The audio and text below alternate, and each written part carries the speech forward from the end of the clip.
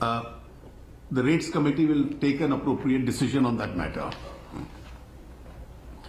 Thereafter, the issue of cross empowerment and dual control was taken up, and we discussed this issue for the entire day,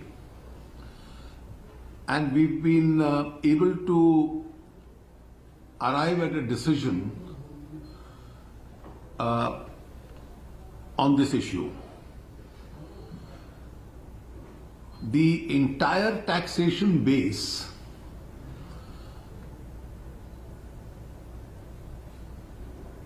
will be shared between the assessment and machinery of the center and the states. It will be dealt with in the following manner. All assessees with a GST turnover of 1.5 crores or less, 90% of them would be assessed for the purposes of scrutiny and audit by the states, and 10% by the administrative machinery of the center.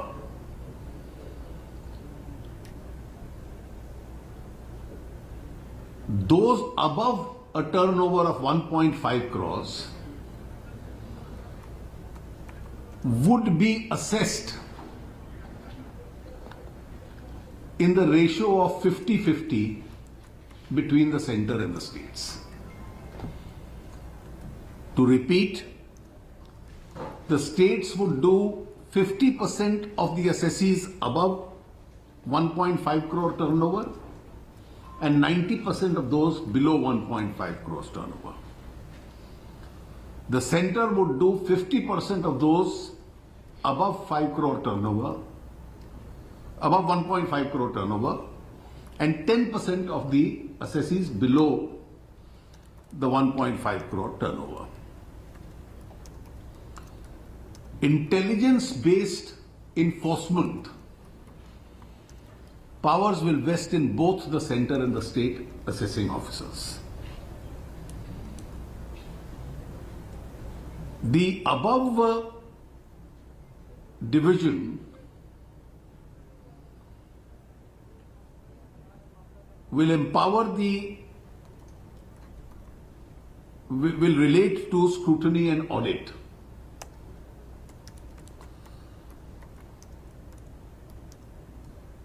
The power to levy and collect the IGST taxation is with the central government, but by a special provision in law, the states will also be cross-empowered in the same manner of the ratio mentioned earlier.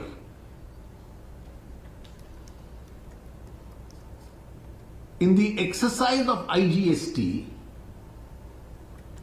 where there are contentious issues between conflicting states with regard to place of supply, etc., obviously one of the states can't assess, and therefore those assessments would necessarily take place by the center.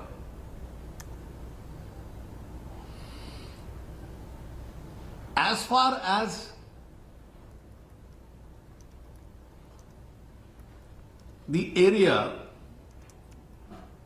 of 12 nautical miles into the territorial waters is concerned, it's a part of the union government territory.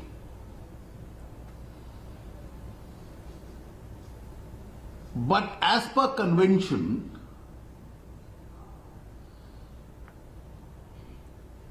the states will be empowered to collect tax on any economic activity in this territory.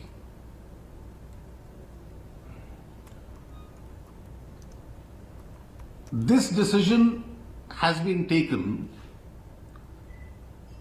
after very wide consultations.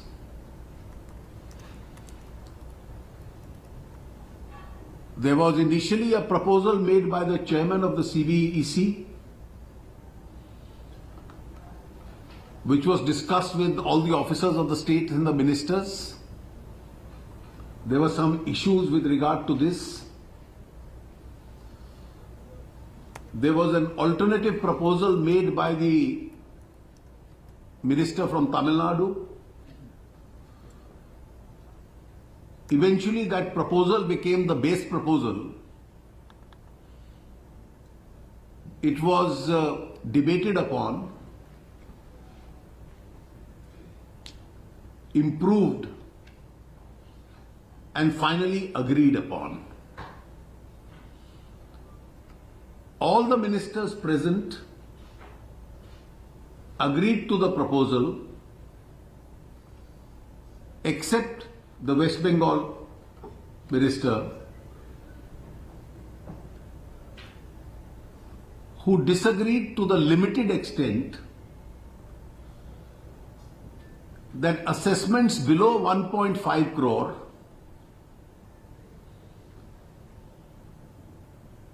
which are divided 90-10 between the states and the centre. His dissent was confined to the issue that it should be 100 versus 0 and not 90-10. On all other proposals, he also agreed. Having resolved this critical issue, the ministers then worked out the time schedule. The agreement today will have to be incorporated by suitable changes in the different legislations. This will have an impact on the IGST law, the compensation law, the SGST and the CGST. The drafts of those laws which have been tentatively approved by the Council will now be firmed up, discussed between the officers, and will come up for consideration before the GST Council on the 18th of February. Once those drafts are approved, they will go to the respective legislative bodies for approval. Simultaneously, after they are free from the preparation of these drafts, the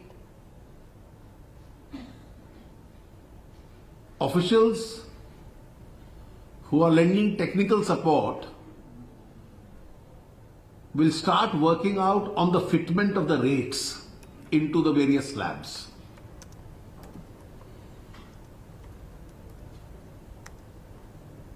This exercise will, in all probability, take us well into the month of March. The ministers in the Council then assessed a realistic date by when the three important things pending: final draft legislations and the rules, secondly, approval of these by the legislative bodies, and three, the fitment of the rates,